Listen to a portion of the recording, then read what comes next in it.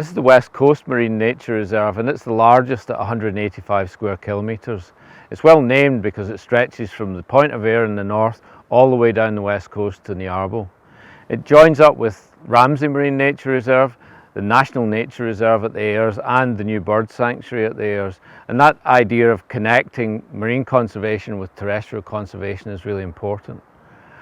As with all the marine nature reserves, there's no trawling or dredging with commercial fishing gear, and so most of the fishing activity and recreational activity is done with pots and beach fishing from areas such as this.